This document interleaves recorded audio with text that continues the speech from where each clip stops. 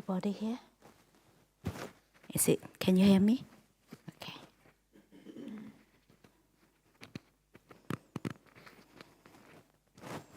Okay.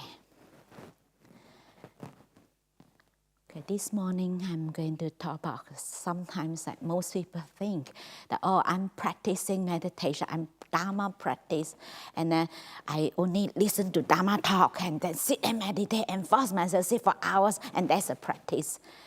Meditation is only one factor. It's only one, you have to need other ingredients, like you're baking cake. You cannot have only sugar or flour to make the cakes. You have other ingredients as well. So that's why it's important to understand that this is a whole path of practice. It's not, meditation is only one part. Without the other factors, sometimes people try so hard. Oh, I've been sitting for hours, I'm trying so hard. I can tell you, the harder you try, the worse. Isn't it? Sometimes I remember, sometimes this morning I was talking to Wenpa Jotika. I said, sometimes I said, you know the words, but sometimes you couldn't come up with that words. Hey, what is that? What's that words? The harder you try, you can't come out, isn't it? Then after you sit down, oh, I remember these words, And actually, the harder you try, the worse, isn't it? Sometimes, you get more. The harder you try, they say sometimes people think, oh, I work so hard. Oh, I think this turns out. The problem is you work too hard, too much controlling. Actually, sometimes you relax, things goes better, isn't it?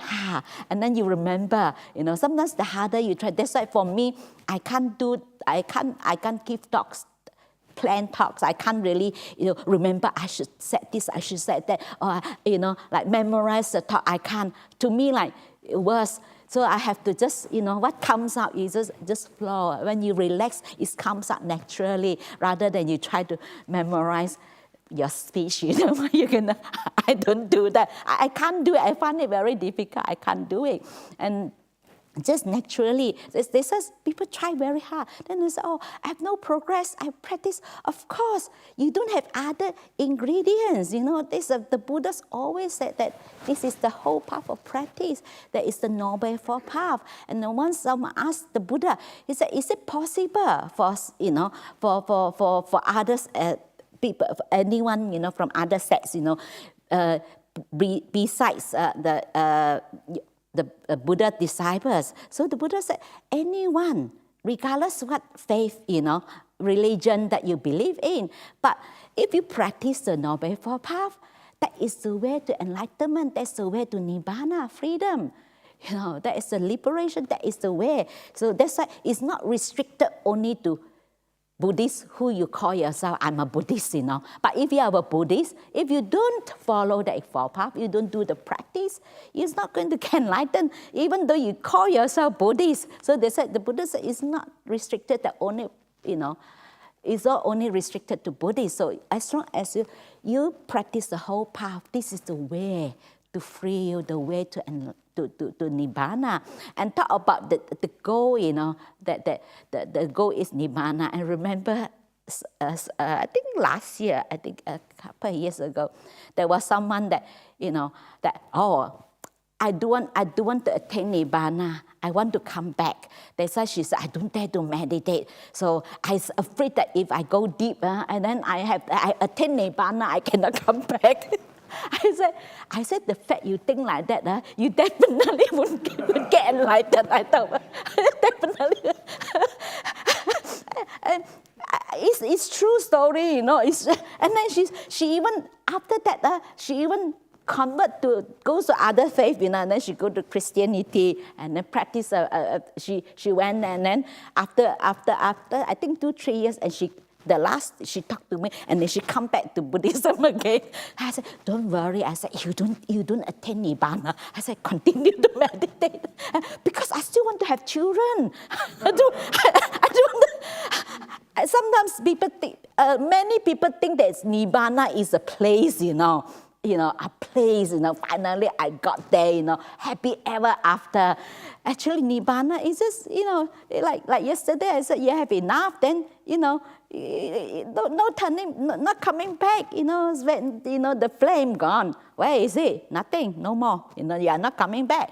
So that is fine. If you don't have enough, you are happy to come back. You enjoy this, it's fine too. So I said, it's fine. Don't worry. I said, you come back. Even I have a friend keep telling me that she always, she always said that, she want to reborn in the heavenly realm. She don't want to attain Nibbana. So her practice she said next life, she wants to reborn in the heavenly realm. So I said, it's fine too, as long as this makes you happy, isn't it? What is it?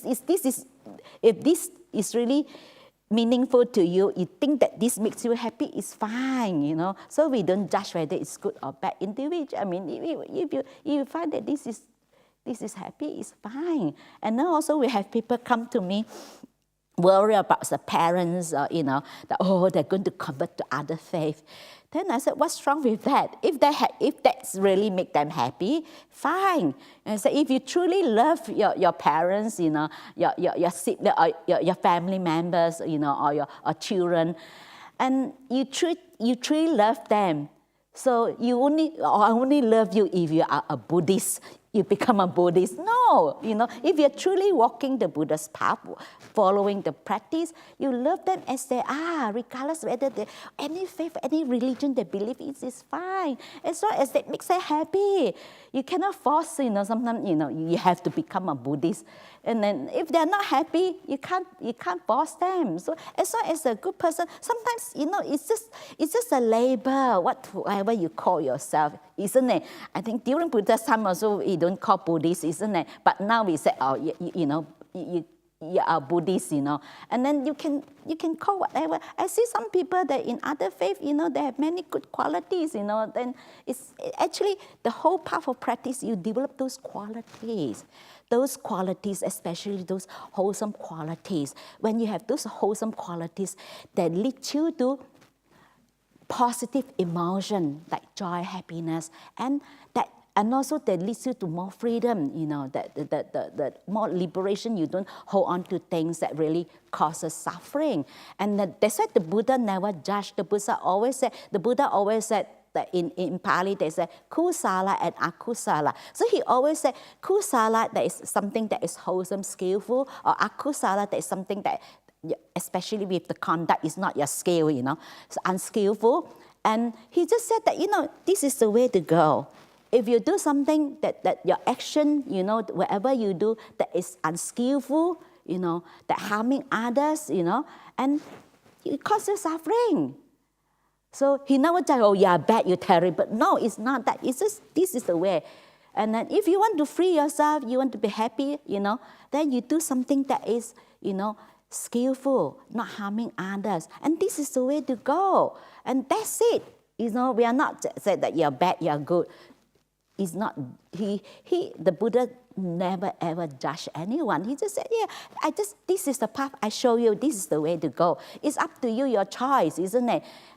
So if you want to keep coming back, fine too, That's why I keep telling, sometimes that, even sometimes I used to tell my nuns, I said, sometimes sometimes I just have to allow you to go through the process. Sometimes it's very difficult to try to tell you, oh, you don't do this way, you don't go this. And then sometimes you try to tell the person also know you. Sometimes they have to go through the experience. They have to hit the wall a few times. Then they know, oh, it hurts, okay, they stop. If you tell them, don't hit the wall, it hurts, don't listen. Sometimes you have to allow people to go through the whole process. So the Buddha's always stress about, Noble Eightfold Path. So what are these 8 factors? The Buddha said right view, or you can say right understanding. Some people translate it as a right understanding, and right intentions, and then right action, right speech, right effort, and then right. That most translation they say concentration, or concentration actually is concentrate, Actually it's more like the mind become still. It's not like concentrate is like you can try to control, you try to focus, not that kind of concentration. But most of the translation, there's a concentration and right mindfulness. And then the last one is my effort, I left one right livelihood come before. That is the sila part. So if you deal, and then it's a threefold. That means that is a sila, samadhi, and panya. So the sila part is the morality part. That is the right action, right speech, and right livelihood. That's how you live your life is important. I've seen people, they think that, I'm practicing, I have to get jhana, I have to get nimitta, and then they don't care. I've seen someone, and I just meditate, okay, and then all the time follow with the breath, walking, focus on the breath, and everything on the breath, and then he spill water on the floor, also he don't clean it, he just sit back. Then other people have to clean. And he, surprisingly, he just, pop, he spill water there, and he just go. And then other people have to clean up for him. And then, I practice. Hey, actually how you live your life, are you kind? Are you helpful in your life? That is the qualities you need. If you don't have the qualities, it's very difficult, your mind becomes settled, isn't it? For example, if you have done something, sometimes you have a quarrel or something, you get upset with someone. You try to meditate. It's very difficult, isn't it? It takes a long time to settle. So you have to really work on that, and then to really calm your mind down, before you can become peaceful. It takes longer time, isn't it? So that's why morality is also the part. It's one part of that. Sometimes, why we are restless, why it's very difficult to become peaceful. Partly sometimes maybe you have to improve, your morality. That that you strengthen, your restraint much more. Because keeping precepts also is part of develop your mindfulness. You're more aware of. It helps you to develop mindfulness. You're more aware. We're aware of our bodily action, our speech, that we aware that it's cause harm to others, we're harming others, and then we also aware of our thoughts that, if we follow this trend of thoughts, so we will ended up, when actually it's come from the thoughts, and then come to you thinking about it, and then come up from your mouth, and then your action, and then actually it starts from your thoughts, and then this is how that's. And then when we keep precepts, and that is when we train ourselves, we restrain ourselves with our bodily action, our speech, how we relate to others, and that is also help you to strengthen your mind. You become more. It's also help you to develop your mindfulness. You're aware that because when we do something that is harmful to others, ultimately it's also harming ourselves. And sometimes you think, oh, this person never feels sorry for what they're doing. Actually, deep down, we all know, isn't it? But sometimes we pretend that we don't. So we just live in denial. Each one of you, for example, even the kids, 3 years old kids, you tell them, you ask him, you ask them, they all know, isn't it? Killing someone is you don't have to have, Buddha's here to tell you, or Jesus said that, oh, this is no good, isn't it? So we all deep down, we all have the knowing. We all have that knowing of that we know. We don't have to have someone, to come and tell us, oh, don't do this, is bad. But because of sometimes we overcome by our defilements, our craving, our wanting, and that takes over. But deep down, we do have the awareness. That's why the Buddha said, we all have the potential to get enlightened. Each one of us have the potential. So it depends, it's up to us whether we fully make use of, the opportunity we have to have the opportunity to practice, to fully, make use of, that actually is hidden. It makes us to, uncovered is all in. We all have that, We don't have to have someone to tell us that. We all know, isn't it? Harming someone is, deep down we know that is no good for us. And then afterwards we have remorse. When you have remorse, it's very difficult your mind become peaceful and calm.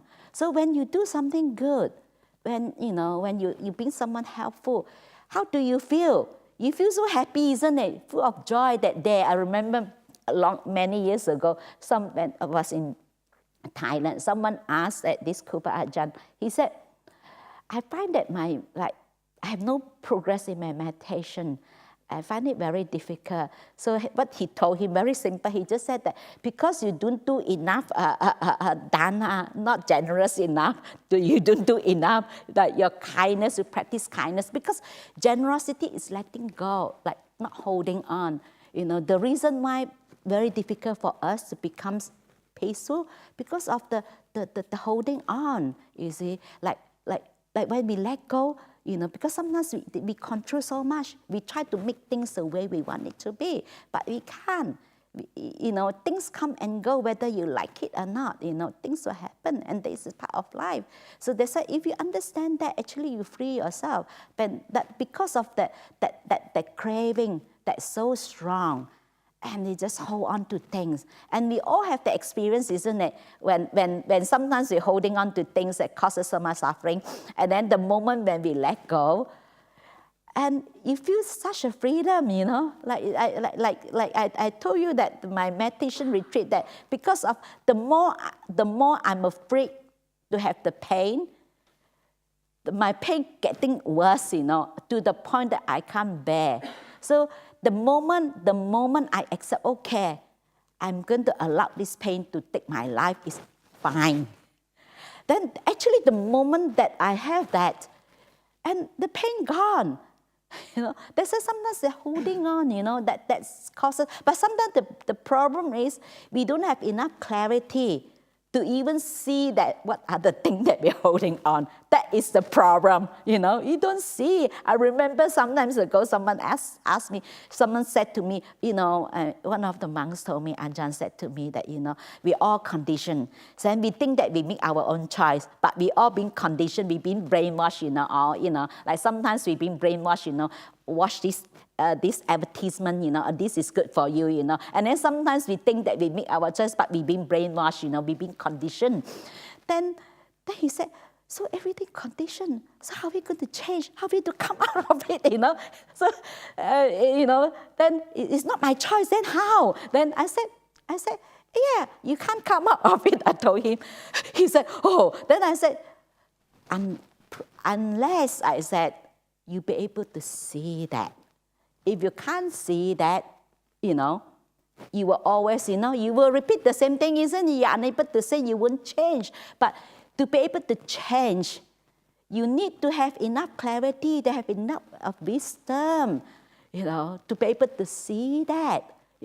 Then they said the whole path of practice, you start with wisdom. The first thing is right understanding. You have a bit of understanding, the right understanding. What the Buddha's definition of the right view is that you understand what is unwholesome, what is wholesome, what causes you. So you have to have at least that basic understanding. At least you have that. That's why sometimes your mind cannot become still if you don't have that. You need to have the little insight in order your mind become peaceful and calm.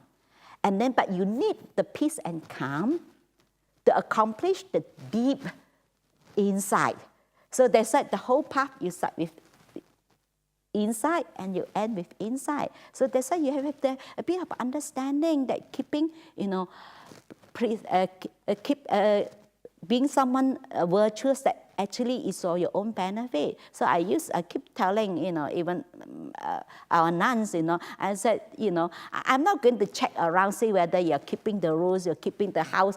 We have house rule, monastery rules, and then we have the Vinaya rules. I'm not going to, I said, I just, up to you. You're responsible for that, You're keeping it, you're not doing it for me, Ultimately, you are the one, if you restrain, You are the one who benefit, is not me. You're not doing it for me. I'm not going to go around and check whether you're doing the right thing, or whether you're keeping the rules. I said, you have to be responsible for yourself. You have to understand that. Ultimately, I'm not the one who's responsible. So we are the one who's responsible for our own actions. So you have the right understanding.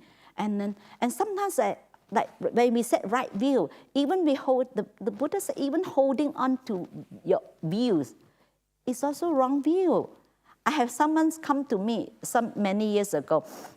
He was so upset because he was being humiliated, thinking that, oh yeah, really stupid. Why you keep 5 precepts? Then I told him, I said, you no need to get upset.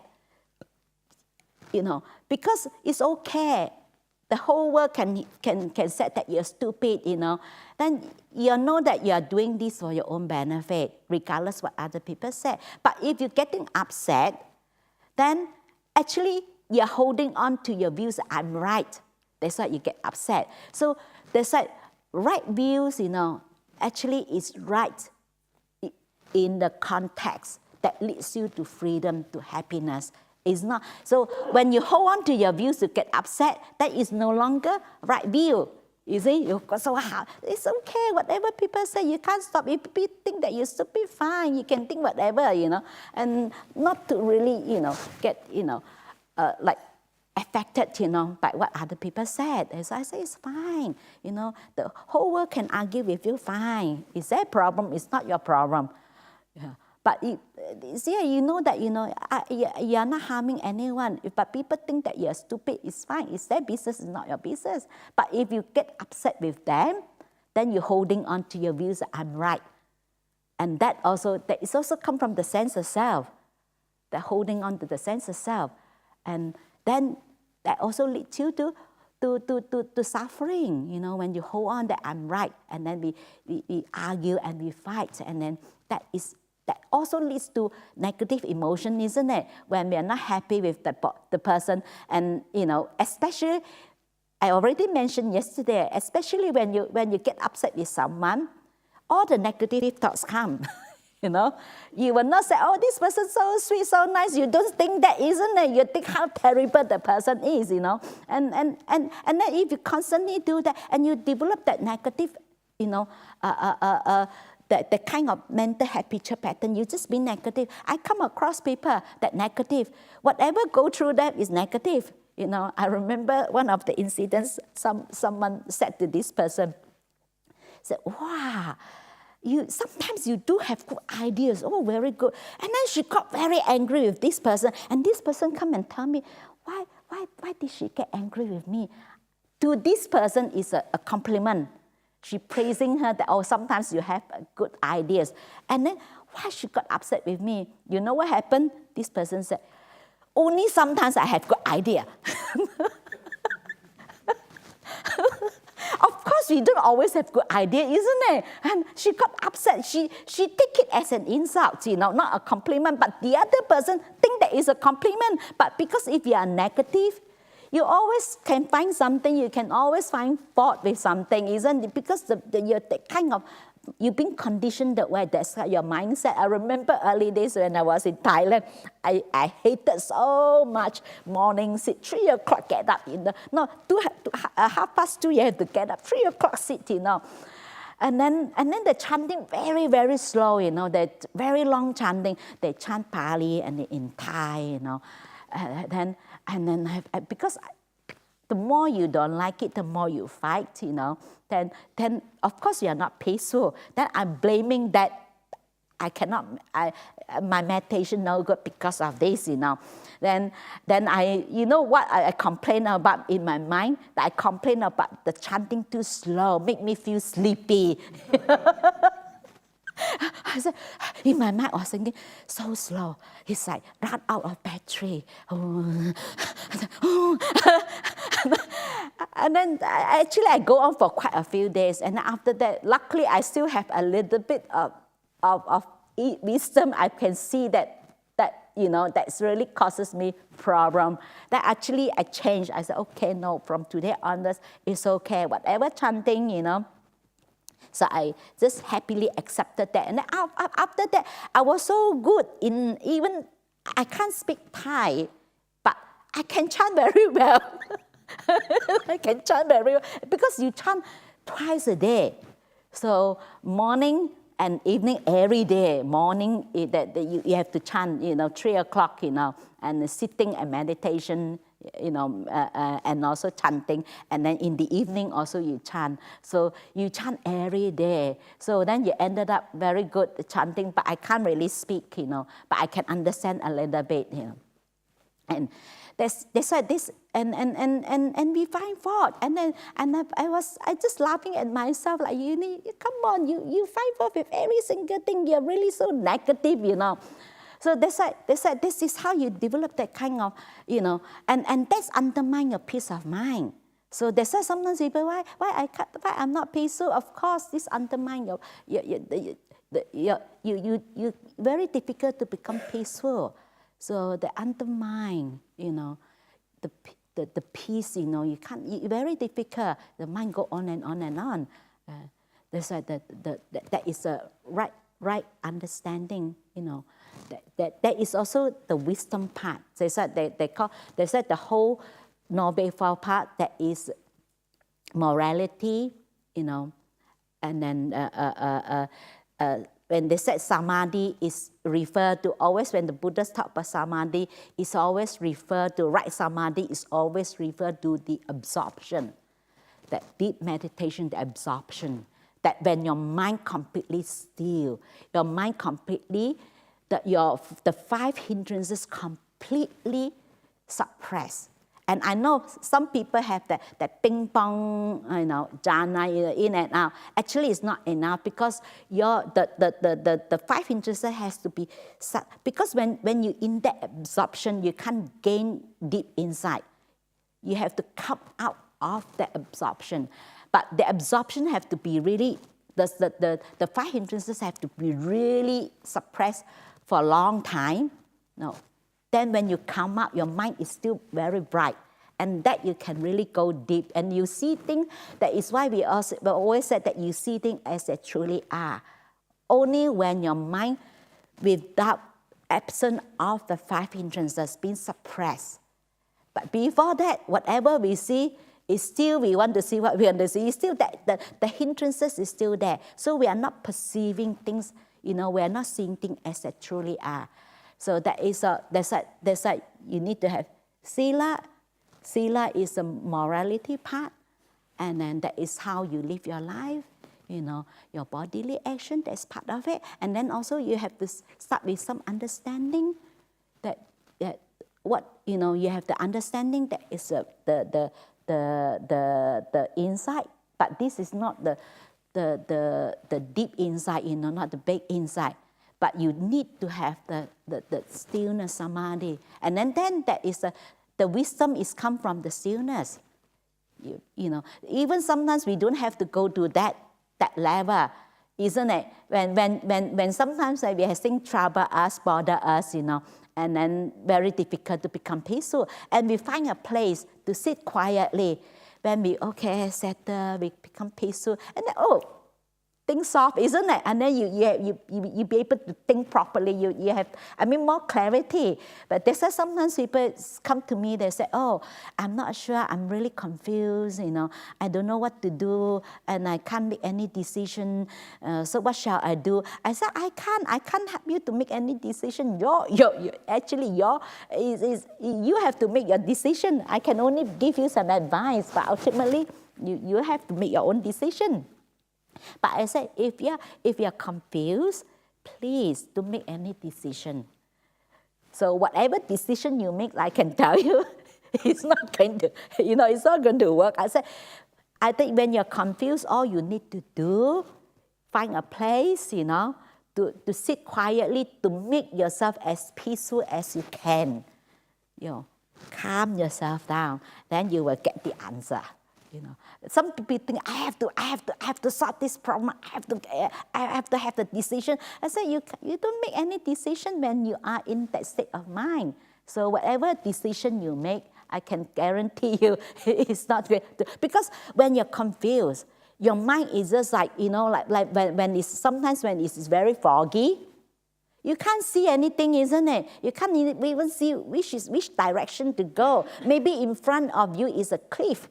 You can't see. But when you have the clarity, you can see things, okay, this is the way to go, this is my plan, I remember before when I decided to become a nun, so then I have to, stop everything. And then that time I was doing a bakery business, so I have to stop that. But then I still have the machinery and things like that. So I still have to pay renter to keep those things because I don't know where to put it because at that time I haven't sold all my machinery. So, but no income, but you have to keep paying renter to keep this thing. So that's why my family is so worried about that.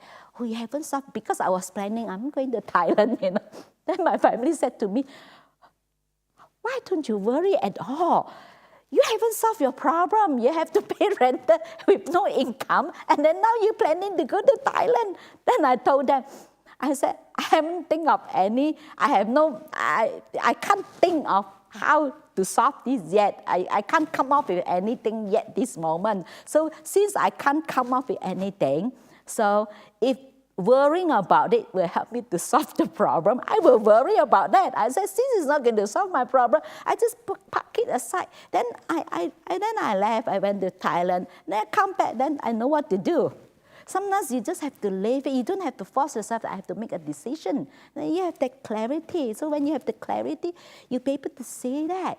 So that's why we said wisdom born of stillness. When your mind becomes peaceful, you have more clarity, you'll be able to see. It's just like you're in the, when you come, like when your mind is confused and you have doubts, it's just like you're in the desert, you can't see your direction, you don't know which direction to go. The same thing. That's why we train, we practice to develop the mind become peaceful and calm, and so that we be able to see things, to have the clarity and be able to see what causes the suffering, be able to investigate. Without that, if you can't see that, it's very difficult to come out. That's why I told the person, I said, no, you can't. If you can't see that if you don't have enough clarity, that you don't see that what really causes you suffering, that you're holding on to, you will never come out, and you can't see. Sometimes we have certain underlying tendencies that are very subtle, that really pushing us, keep repeating the same thing again and again. That because it's very subtle, we can't see. And sometimes subconsciously we are doing it without knowing that we do it. And then we keep thinking, why? I keep having this problem again and again. But because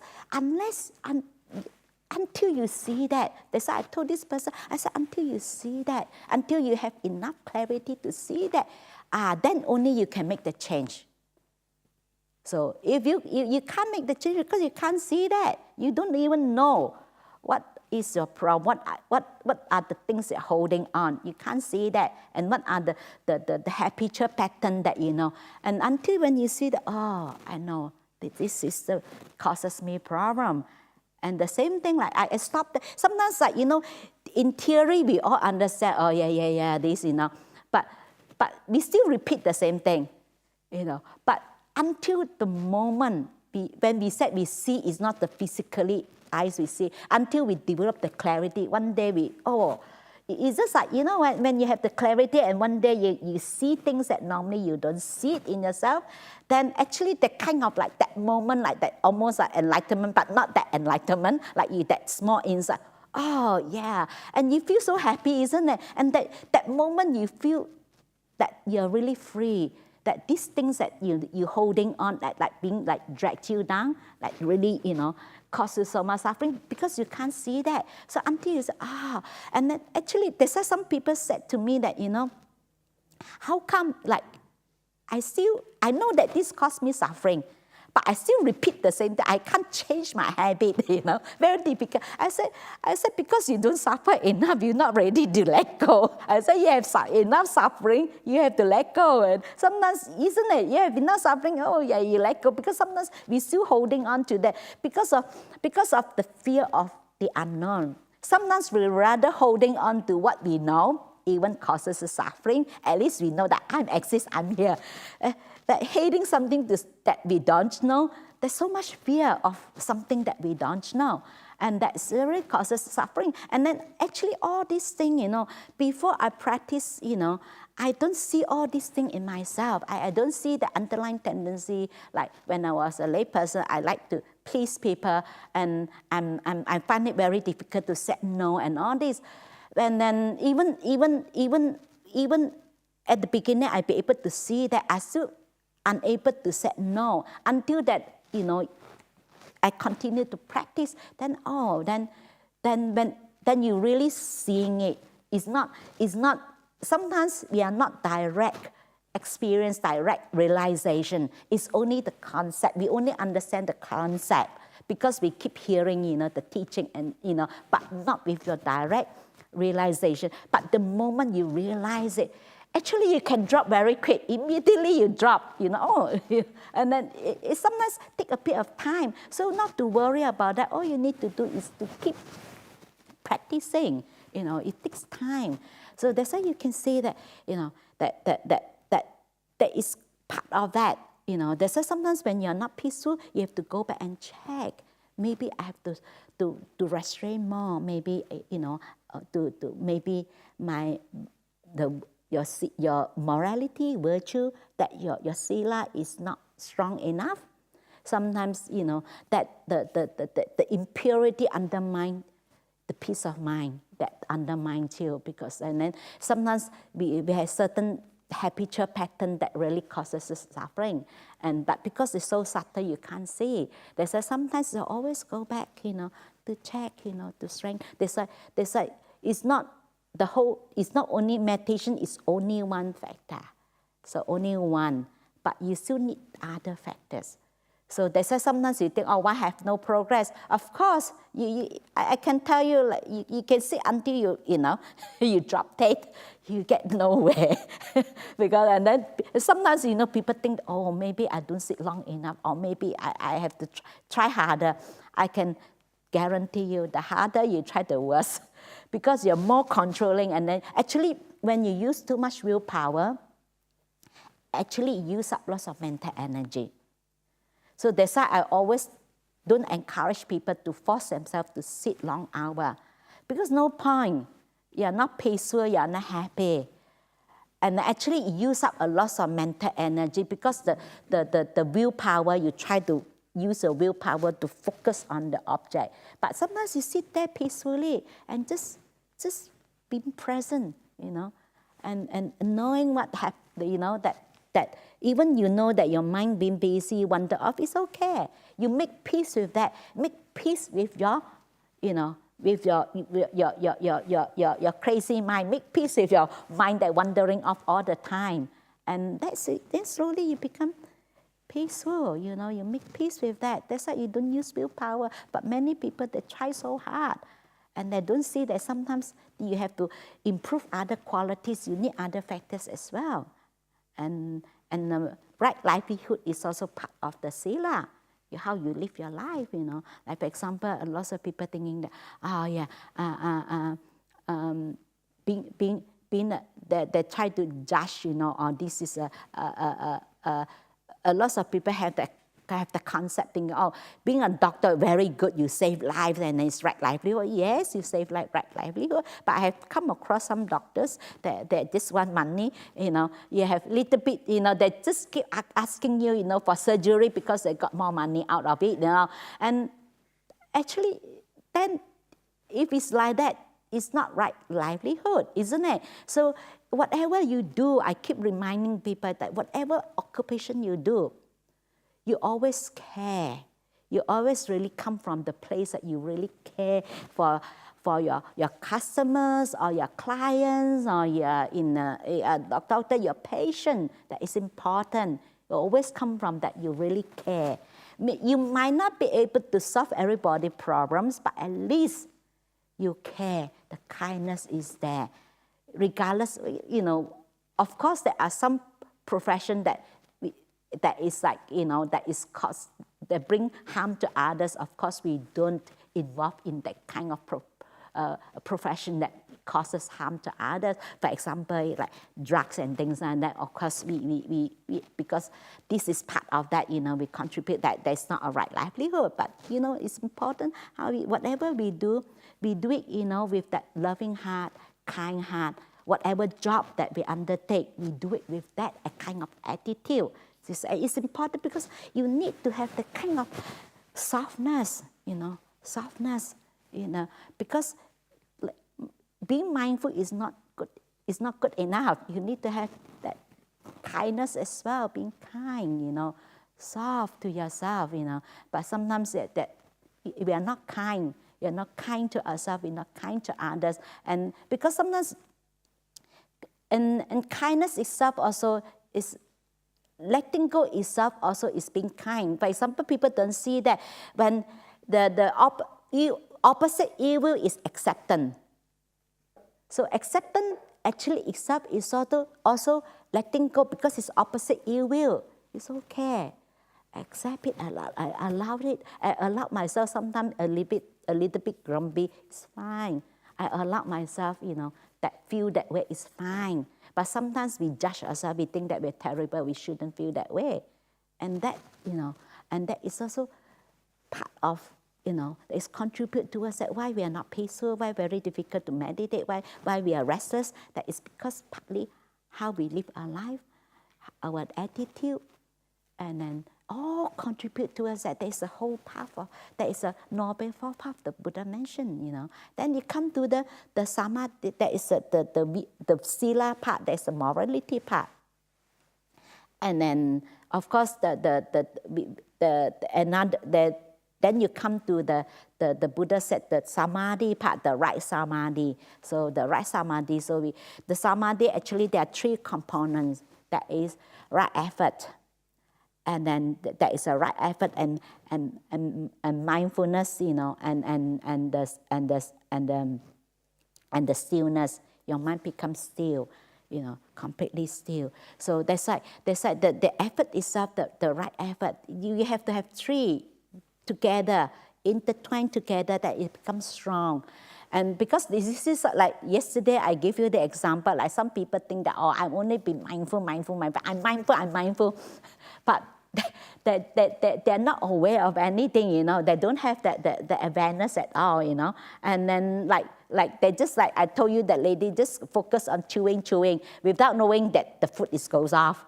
Then it's no good. So you're more aware, and the effort that is, you're putting in the right effort, The right effort, that means that the effort of, when the Buddhists talk about right effort, is always the four right effort.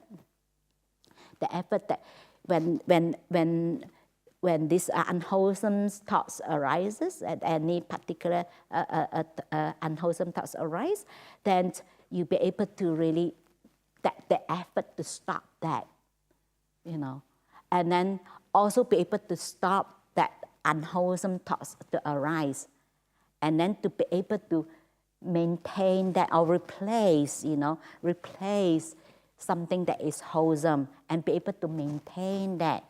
And this is the effort. It's not the effort to control, not the effort to get rid of things, the effort to stop those unwholesome qualities that affect our, that will control our mind, not to allow that defilements that really causes the suffering, that to stop that, the effort to stop it. That is that the Buddha's always mention is that the effort, and then the mindfulness, that the alertness. So when you have the energy, your actually the mindfulness is a part of that, is the alertness. So the alertness is, so you need to support it by the energy, the effort that that arouse the energy to support the alertness. So when you have energy, you feel more alert, isn't it? So that is also part of mindfulness. You be more mindful, you have more clarity, you'll be able to see that. Then when your mindfulness is strong, then very easily you'll be able to focus. You'll be able to stay on the object for a long time, because your mind, because you're not easily being distracted, wander off. You'll be able to sustain. stay on the object for a long time, then you become still. They say sometimes no such thing as that, nowadays, because people said this pure vipassana, insight meditation or samadhi meditation. Actually, they're both together. You cannot separate because you need both together. You need to have the insight, you need the stillness, you have to have insight. Insight also, you need to have stillness. For example, the stillness also helps you because you stay longer. And then actually it goes like that. Then your mindfulness raises up, and then your mind becomes more still. And then this mindfulness goes up. And then as your mindfulness goes up, you become more still. And actually, it's just complement each other. But you cannot, separate them. It's just like two sides of a coin. And also that you have to, when you practice, you have to take up the whole path of practice. You cannot choose, only practice this part. And I know someone tell me, nowadays I don't meditation anymore. I only practice present moment awareness. And I told her not enough. That only give you some basic, but you can't go deep. That give you some more awareness, She said, I don't meditate now. I'm only practice present moment awareness. That you need that in your daily life, but also you need to, because you won't go deep. Your mind you will not have that clarity. You will not have that insight. You will not have the realization. You can't see things.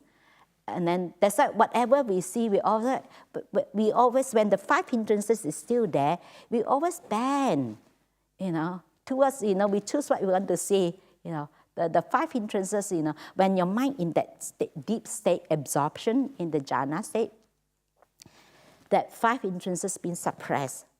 So these five hindrances is the craving, desires, ill will, sloth and torpor, that's dullness, and then restlessness and doubt. So the most difficult, the last one who go away is the first one. So the fifth one, doubt, that is the first one. Actually, it go opposite. The last one, the craving. The moment you expect something, you want something happen, your mind move, because that the mind, whatever we crave, the mind move because you want something, and that the mind very difficult to become peaceful. So as long as very selected, if the five hindrances is still there, even slightest move, so your mind is still not completely still. So whatever you perceive is not pure, is not truly, you're not truly seeing as you're not seeing things as they truly are. You have to wait until it's completely, still. It's the same thing. If you walk along and then you try to see what is there, you have to stop there and have a look. Then you see more, isn't it? I see this, I saw this. When you completely stop, you can see things more. But if you try to walk and you try to see, only what you see is only, then you're not seeing the real thing. The truth is not there. So that's and then we tend to, because of our craving, we tend to bend. When we some things that we like, I also can see from myself, and there's the days that when I was in Thailand, there was a Thai lady. She's very kind to me, and I truly like her very much. I like her because she always helped me, and I like her so much. And then started someone tell me about like her behavior, then actually I can't accept that. I don't think she's like that. Even when I saw it with my own eyes also, I find it very difficult to accept. But I still keep telling myself that, maybe I give all sorts of excuses, that for this person, why this person doing this, I find it so easy. When you like someone, it's easy, very forgiving, easy to forgive someone. I can tell you someone that you hate it so much, you think you can forgive them? No. Isn't it? And this is how we really bending, We want to see what we want to say, And that's why we because it's just, we are not perceiving things as they truly are. So we all that bend, and to what we choose what we want to see. So if we don't want to see it, I can tell you in front of you, we don't see it. So that's why we are not seeing that. And of course, ill will, that also, that rejection, the resentment, and the ill will, not one thing, you know. And then some craving, and lots of people don't see that. They see that craving, you think that you're craving for things, but you craving not to be is also craving. And one of my friends, she be able to recollect her past life. And she said that, I had so much suffering in my past life. I've been go through all this, you know. So I don't want to come back anymore. So I don't want to be reborn. So she practiced very hard. She practiced very hard. And then the harder she practiced, the worse she getting worse. And to a point that she had very bad headache, very bad. And until that she can't meditate, like she's like really sick. And actually she can't see that actually she's craving not to be. And craving not to be is still crave. Like most people say, I don't want this, I don't want that, I don't want to be reborn. I say, it's not up to you, you don't want to be reborn, you know. And you still will come back, you know, but because you still crave, because something that you don't like, you crave not to have it. You crave not to have it, you still crave. That's why your mind is still, that's why your mind is not peaceful, your mind is still, you know. So until that, you know, you let go of that being suppressed, you know, then the mind completely still. Then you have the clarity, you'll be able to see things as they truly are. So whatever we see, actually, we just bend, you know, perverted to our likes and dislikes, you know. And then someone that we don't like, my goodness, if they have done anything wrong, we immediately jump, you know. Oh, you see, they do that again. If someone that we like, oh, maybe, you know, they have difficulties, maybe they have this, you know. We try to, you know, we ourselves, you know. And then I can see that deep inside that I refuse to accept that, to refuse, because this someone that I like, even I see something that, you know, that her behavior, that's, you know, people have told me. Even I saw that also, I keep telling myself that, you know, oh, maybe, you know, she got a reason why she do that, you know. I keep finding reasons, you know, and very easily you can forgive. But someone that you don't like is very difficult, isn't it? And this is how, this is how when we eat the craving, you know, this is how undermine, you know, you cannot become peaceful. And the ill will, you know, the resentment, you know, that's also the mind, right? You cannot become still. It's undermine, you know, your stillness. And then, of course, like this slot and topper, like downness, when you're so down. And you have no energy, you cannot sustain, you cannot stay, you cannot sustain. And I know some people, and that time I was still a lay person, this guy, I don't know why he liked to teach people. He said, I teach you meditation. I said, no, I'm okay. And then he always think that he got very deep meditation because he can sit for 3 hours, you know. But what happened the 3 hours? He was sleeping. Because how did I know that he was sleeping? Because we went to the cave there, we meditate, so he sit that side, I sit that side. So then after when I finished meditating, I walk out there, he already... Then some people think that, oh, I'm so deep, I sit for 3 hours, you know, but they have no clarity, they have doubt. You know, when your mind, when your mind is really becomes still without the tree, when your mindfulness is very strong, it's just like a flashlight, very, very bright. So when you have no energy, it's just like the touch is so dim you can't see things, you know. So and then you cannot sustain, you know, can't see things, you know, so dim. And it's funny enough, some people even think that they're in jhana. And all sorts of people nowadays, I think that people very loosely to use the word jhana, you know. I don't know whether they really know what they're talking, you know. Oh, I think I almost got jhana. Oh, I have a little bit of jhana. What is a little bit of jhana? No such thing, you know. Yeah, and then even someone told me, this guy said, oh, I'm doing walking meditation. I was in second jhana when I'm talking about meditation. I said, what? And he still can hear people talking.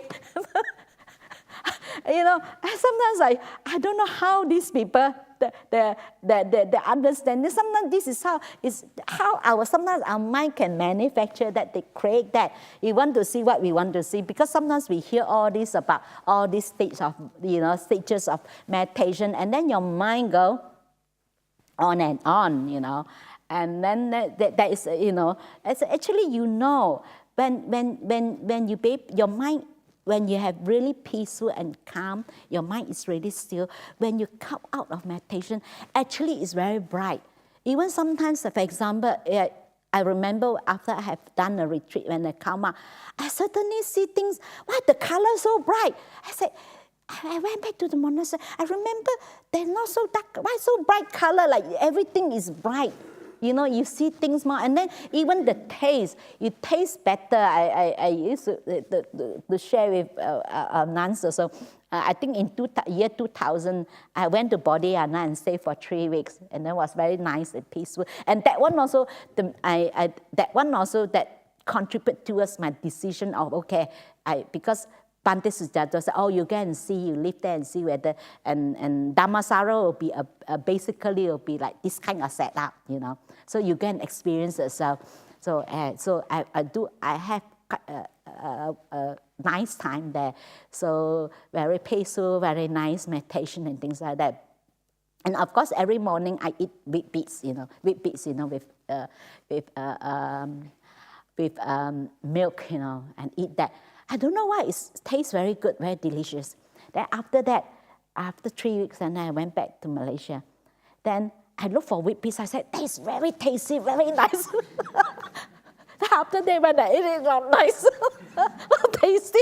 But that time when your mind is right, I can tell you, everything tastes, you can really taste, I think your mind is become very subtle. Every taste, every single thing you be able to feel, you'll be able to see, you'll be able to taste, because the clarity is there. That's a different. But if you come out still half asleep, definitely he's sleeping, and he's even snoring, and I saw him sitting there snoring. Then he even want to teach me how to meditate. I was saying no. I don't know why he like to teach people to meditate, and then he did, and then he always think that he got very deep meditation because he can sit for 3 hours, 4 hours, but he didn't know that he's been sleeping, and that's when the mind is down. So that's like restless, that you can't stay, and because of you don't have enough joy, enough happiness. When you have enough joy, happiness, you have the content, you want to stay. You don't want to go anywhere, isn't it? When you're content, you're happy. I remember before I come to the monastery and I spend times in Thailand, this is how and my plan was to go through to go and experience and visit many monastery, but ended up I didn't go, because that time I was thinking, I just don't want to go anywhere. Like I just content, I just happy. I planned to go to Mahabua monastery. I didn't go. I want to go to Ajahn Hasapanna monastery. I didn't go, and I ended up stay, because I was really content and happy. So when you're content, you're happy. You're just happy to stay. Because the reason why we've been restless, because we are not content, we feel something more, something better, you look for something.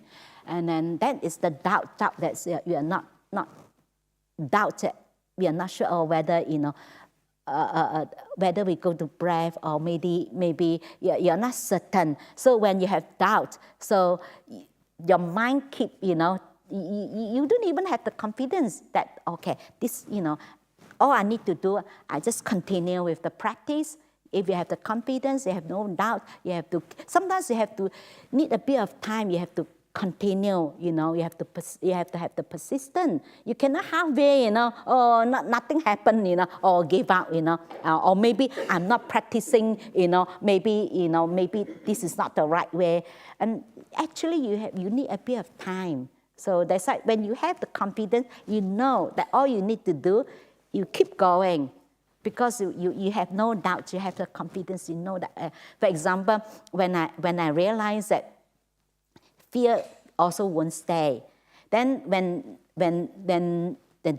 next time when I have to experience that fear again, actually I have so much confidence because I know that it won't stay because I've gone through that, and it's really helped me after that. I sometimes very quick, the moment I have fear, that moment that fear arises, the fear arises that moment, because I have the experience, then I just, okay, and I just recognize that fear arises.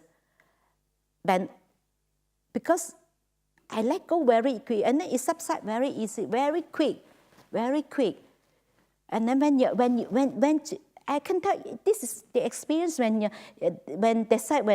yesterday someone asked me, is it meditation help to overcome fear of death? Actually, I don't want to say that is, because if you said that, you will come from the place that, I'm going to overcome all my problems if I meditate. It's not true. And also sometimes people think, is it true that, meditation will help you with this kind of illness? It's not, but you still have to have the medication, It's just, I can't ask people to stop, stop your medication, just come and meditate. I'd be in trouble, people will sue me. There's something wrong with people. Who said so? She asked me to stop all your medication. No, I never ask people to. I always ask people, yes, you can meditate, but please continue with your medication. Because people will sue me for that if anything wrong with that person. If I ask people to stop their medication, I always ask people, no, continue your medication. So that's why, and I remember that, that why I said when you're peaceful and you're calm, you're pretty fearless, because of, I think there's one experience that I have, in the afternoon. So then, because I usually stay in the kutis, but because they need to paint and they need to fix and maintain the kuti, they asked me to move to the women dormitory. They have 2 rooms and they have a little shrine and a bathroom. Then I was staying with another lady from Singapore, and then she went out. Then I was alone meditating in the room. Then she went out. Then I hear someone walking, because it's a wood, and then the kind of kuti. Actually, when people walk, you feel the vibration. So I said, who is walking up and down? Why is he walking there? So I get up, I have a look. No one. Then I go back, I sit again. Then I sit again. Then it's again. I hear that, and I said, no one. Then I said, I don't know. Then I said to myself, I don't care. If you want to do walking meditation, continue to do your walking meditation. I'm go back to sit. So I go back to sit. Then when the other lady came back, I told her that what's happened. I hear that people walking, At this time, it's not like the first time. This is very clear. It's not because I don't have the fear that time. But peaceful and calm. And then when that woman came back, the Singaporean, the lady came back. Then I told her what's happened. She was so scared. She said, wow, afternoon also have ghosts. I said, is it that only the street at night come out, they don't come afternoon? And she said, if I were you, I will straight away run away. I said, that time you don't think of that at all. When you're peaceful and calm, you really don't have that fear. You don't think of this. It's just okay. Oh, that's happening. Okay, you see, even you see that. Oh, yeah, you don't feel that. And also that practice present moment awareness throughout is also good, because that. When you always bring your mind back to present moment awareness, so then you're ready to die every moment. Because people come to me and ask, what kind of meditation that you do when you're going to die, near death, meditation. I said, no such meditation. People think, last minute I have to think good thing, then I will. No, it's all your habit. You have to develop the habit. When you develop the habit, it's naturally, you always bring back your mind to present moment. You've been in present. And then if that moment you die, you don't have to worry about that. So that's why it's good to develop the habit of being present. So when you develop that habit of always bring your mind back to present moment awareness, you're ready to die anytime. So that's why this is how, it does really help, like for example, we have my sister, like when she meditate and her migraine gone, but when she meditate, she never come from the place that thinking that, it's just the byproducts, that it's just that she get this. I remember after that, when she have no pain, she don't know how to meditate anymore because no pain. And then she tried to look for pain. Then after that, she have to learn to do breath meditation because last time her pain is so prominent, sticks her mind and she can really focus. And then she go very deep. Then after that, when she have no pain, then where's my object? I can't look. And she look for, then she tried to look for pain. And after that, she learned to do breath meditation. Then she changed to when she have no longer having pain, and then she do breath meditation. So that's why this is how, I say, actually, yeah, it does help, but normally I don't. Sometimes people would take it the wrong way, when you said that, oh yes, oh, I said so. So normally I don't say that, oh, you meditate and then it's help a bit because sometimes your mentality sometimes is help because sometimes when you worry about your illness, actually you make it worse. But if you relax, and actually it does help. And I remember we have someone going through they have go through chemo, and then so I asked her, you just give loving kindness towards your body, towards the person who doing the treatment, and then because when you have that loving kindness, you have the openness, you're accepting it. So when you accept, you're more receptive. So wherever all the medication go through, it's heal faster. But because of you have the resentment, whatever, I'm not happy, and that's actually, it does help to heal because of you're more receptive, you accept that. Because loving kindness is just like you opening up, you allow, you don't have evil towards it. So acceptance itself is also kindness. You allow things, you're more receptive. It does help, But that's why meditation is not that you can help you to solve all the problem. No, it's not to do that. But it does help you that when you have more clarity and you have more wisdom, then at least you'll be able to see things, more. You have the wisdom, then actually the wiser you are, the happier you are. It's natural. You don't have to wish, may I be happy. So as your mind, this is whole path of purification.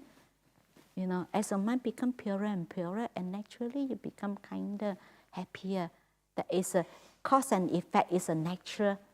You can't make it happen. But a lot of people think that I've gone through that too. Sometimes you read all those books about all these stages of meditation, and then sometimes you think that, oh, you want one of those experiences. I want to have one of those experiences. And then you practice very hard to try to get there. You can't get there. The harder you try, the worse. Even sometimes you have good meditation and then you try to repeat it next day, you can't. And then the next day, your mind all over the place. I remember when, I had good meditation. Then the next day, I can't wait to go back to my kuti to meditate because yesterday was really good meditation. Then I have to quickly finish my job, Can't wait to go back, So eager, sit on my cushion. So see what happened? My goodness, the mind all over the place. Because the craving, the one thing. That's why it's very common, like people sometimes have those experiences, Then for years they can't get back. The more you want to get back the experience, you can never find. And I have someone said to me, and they experience this nimitta, very bright, all this, and then in front, and, colorful, very nice color, very bright, right in front like this, Then he said after that 20 years, he been looking for nimitta, never come. So actually you can't crave, because when you crave, your mind is moved. So actually that nimitta actually the reflection of your mind, that your mind become, that light actually, that is the mind becomes very bright when you become still. So when you move your mind, actually your mind is not, you don't have the clarity when your mind is moved. You have to wait until your mind becomes still, then you have that brightness, So then, of course, if you keep wanting to try to make them happen, I can tell you, it's always, sometimes you have good meditation, it's always when you're not expecting anything. You just, okay, sometimes you just let go, you just sit. And then surprisingly, you have very good meditation, isn't it? Sometimes, really sit for a long time, and then you don't expect that. But when you plan, I finish my work, I do everything, I can go back early, I can sit for a long time, you will be very disappointed, and then the mind all over the place. That's why you can't make it happen. That's why you have to take out the whole path of practice, and you have to develop all the qualities is there, and everything have to come together, and that's only the mind becomes still. You cannot say, I only do one thing, I only practice,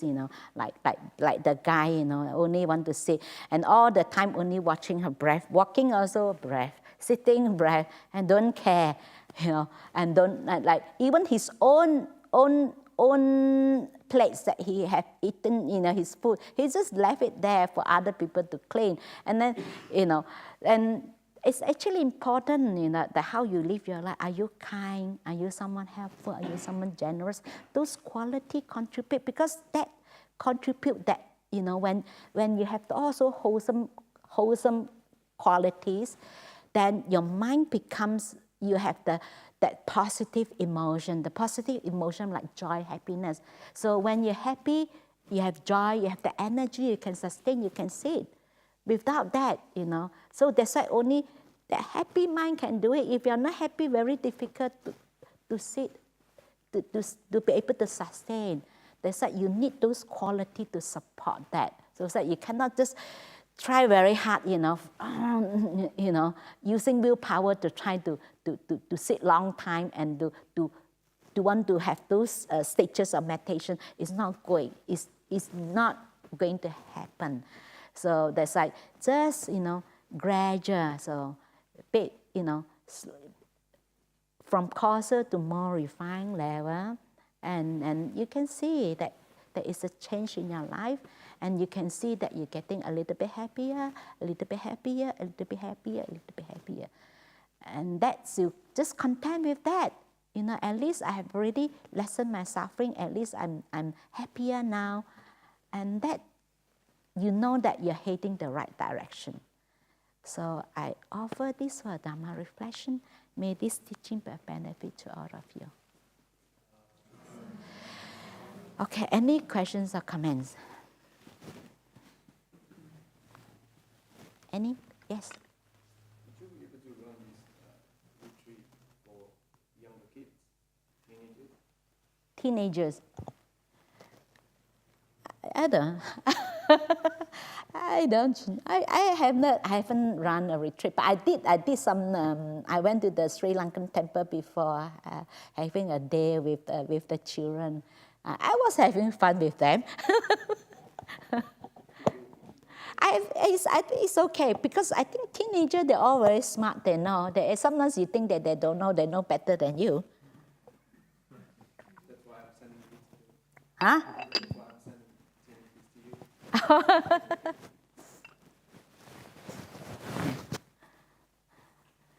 Yes, if I have the time, so I have to look at my schedule. Yeah. Because the reason is, nowadays the kids are very sucked into the technology. Yeah. And when I was young, it's completely different. Mm-hmm. And by the time they are our age and they have faced so many things, Mm-hmm. I'm afraid how they're going to handle it. Mm-hmm. It would be worse.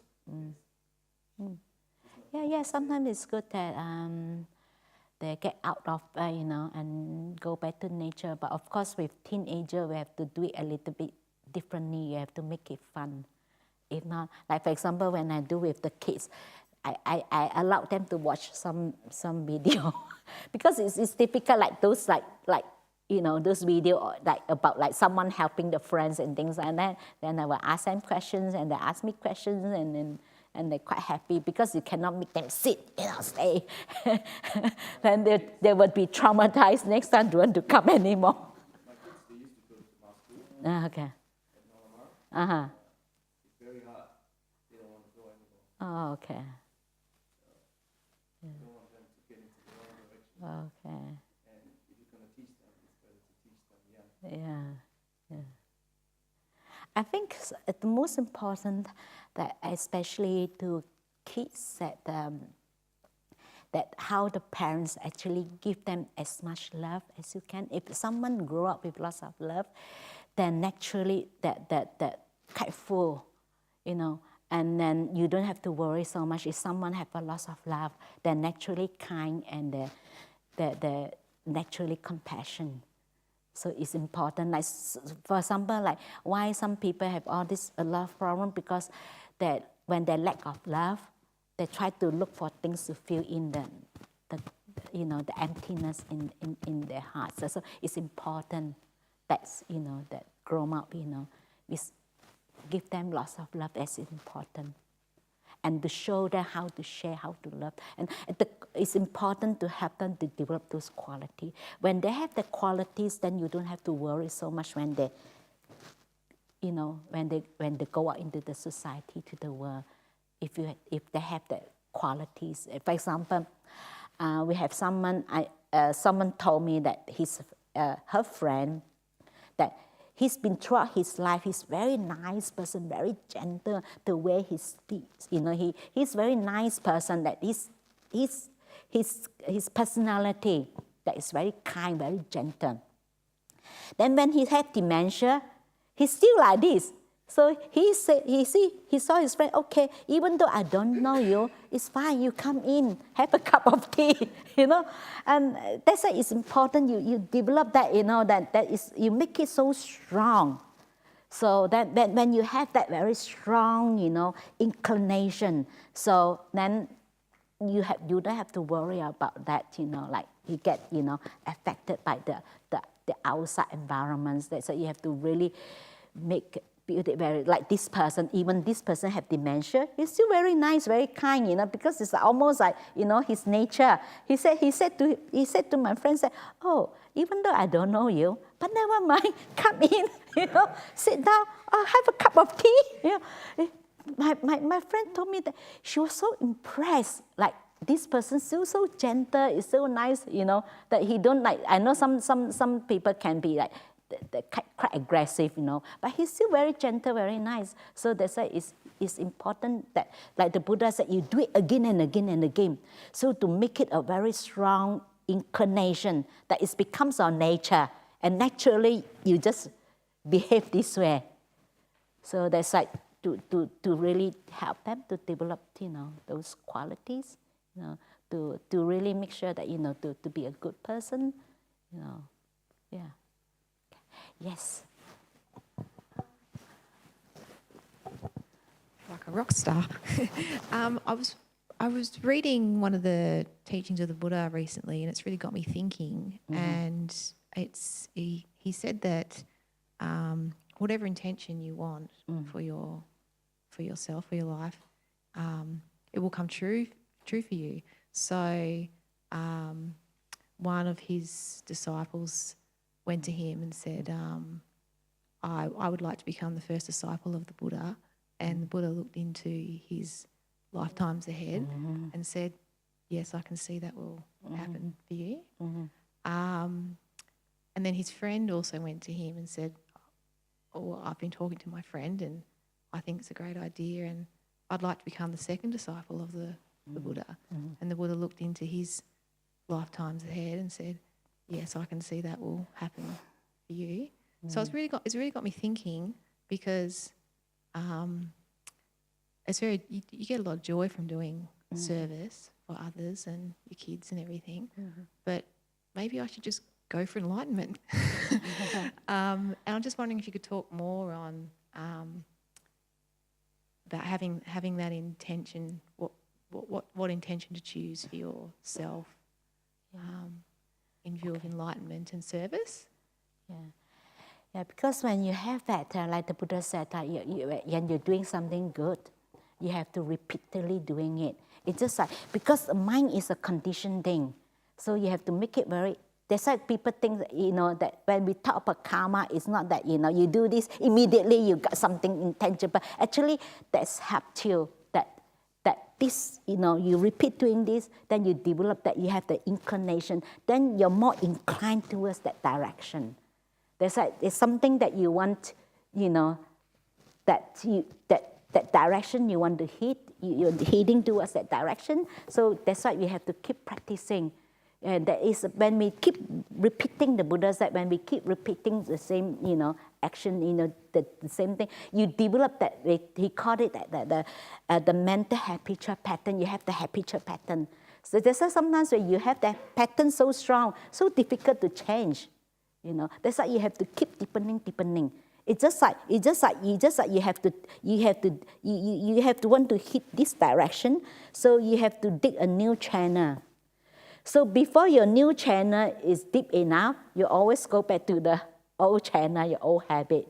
So that's like the faith, the confidence in the teaching, and then also of course you have to need a bit of wisdom, the understanding, because the intention, the right intention is come from your understanding.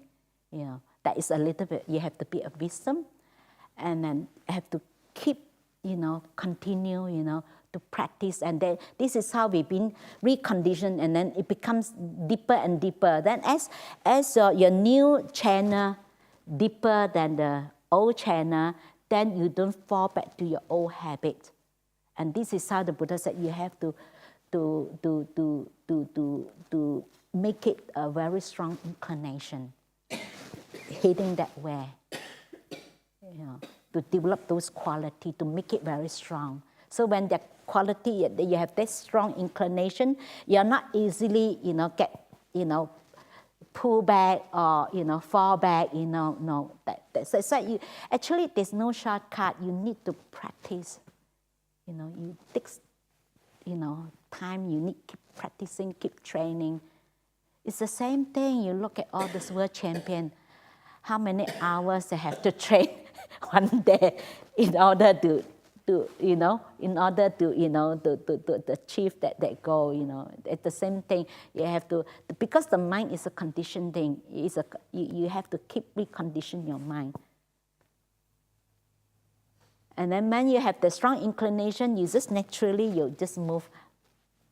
For example, if you train yourself, you keep recondition yourself, you have to keep doing it again and again. And become like a default setting. Is naturally you will, you naturally do it, And then you have to keep doing. There's no shortcut. You have to keep training, keep practicing. That's why, like the Buddha said. In Dhammapada, he said that if you know that you're heading in the right direction, all you need to do, he said, keep walking, keep going. Sometimes all you need to do is just to keep going. But you need to have that faith, in your practice. If you don't have faith, whether it's true, whether I'm going to write, then you will try, you will sidetrack yourself, try this, try that, isn't it? But if you have enough, that's why, like yesterday, someone asked the role of the faith in the meditation, that helped you. So that faith that helped you, that to be able to, to stay. Sometimes you have to stay long enough. But a lot of people halfway, they give up. They don't stay long enough.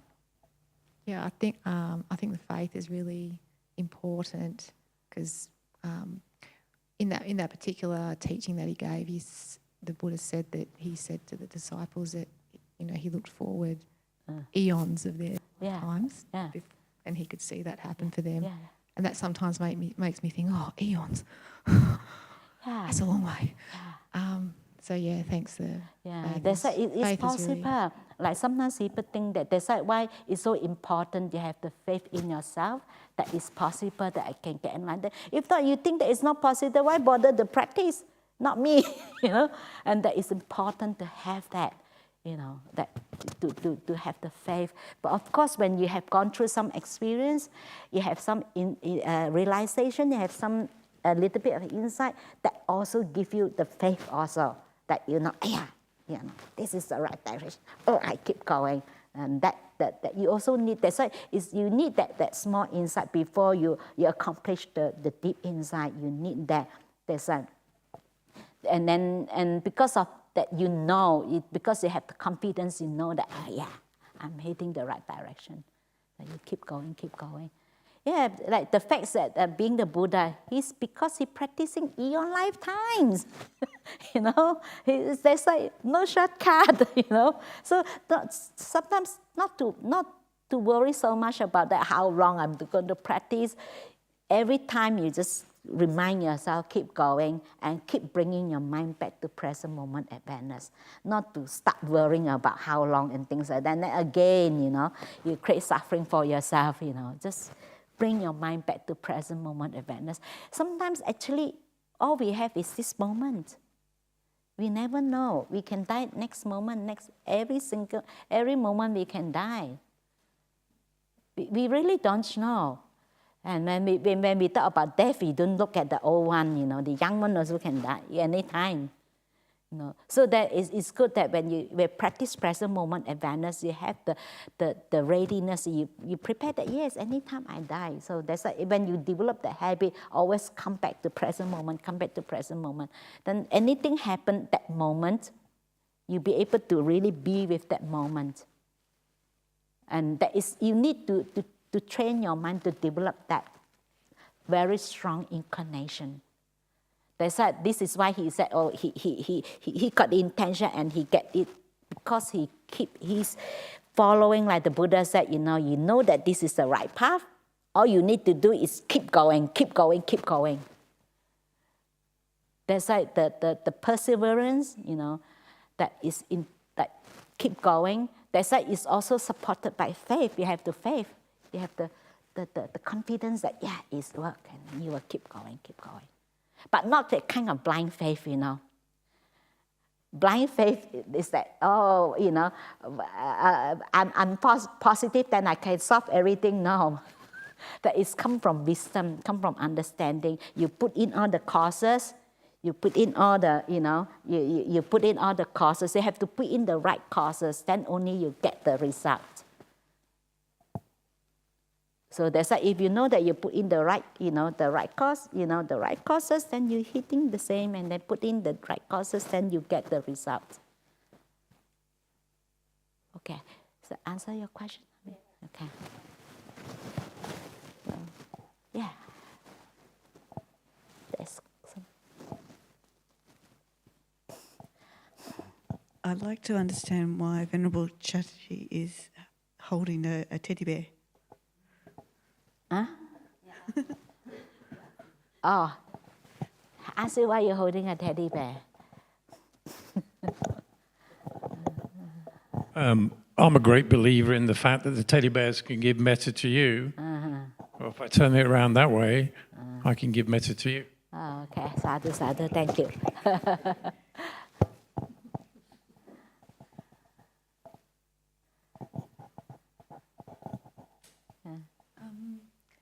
Thank you so much for sharing your wisdom this weekend, Venerable Hasapanna. I would love to bring my daughter to one of the retreats. I do come here and help out, volunteer. This is my first retreat after 10 years because my daughter was small, like finally got the guts to let go of all the attachments and be here for a couple of nights without her. She does practice meditation. She's 10 and would love to know if I could bring her with me for one of the retreats. I think you have to. I'm only do the teaching, and then all the booking or whatever. Then you have to would go love through. to know, like, if we could bring our kids. Like, it would be great if we can implement that, or have a program where we come here with our kids. And unless someone who happy to organize like more like a youth group, then and that someone have to do the organizing of this. Yeah. Then after that, when they organize that, then someone have the organizer to organize that, and then they will invite monks or nuns to conduct that. Yeah, we all have working with children, because that is a requirement. Because, like, for example, when in our monastery, when I give talks, they bring their kids, So wherever there is a kids, and even though we don't directly involve so much, I contact with them, but we have to have. That's like we have working with children card. Yeah, we have. So talk to someone. You have to find someone to happy to organize this retreat, like for youth and things like that. And then after that they have to advertise onto the website, and when is it, and and who is the one who conduct.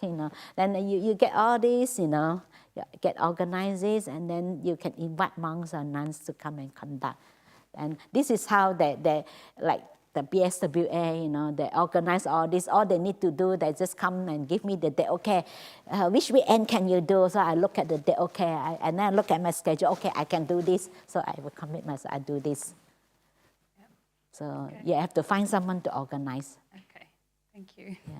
Yeah.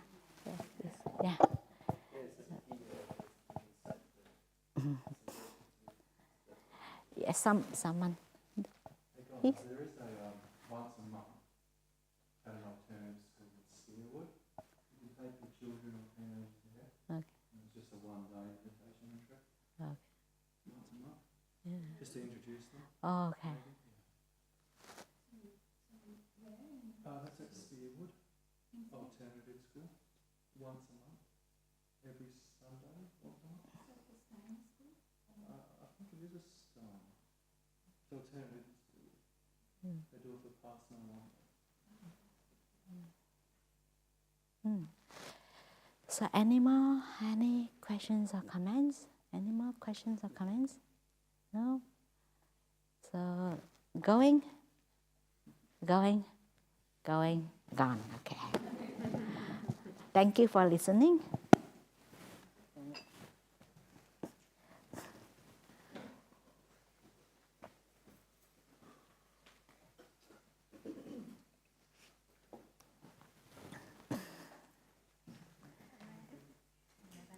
I'm going back.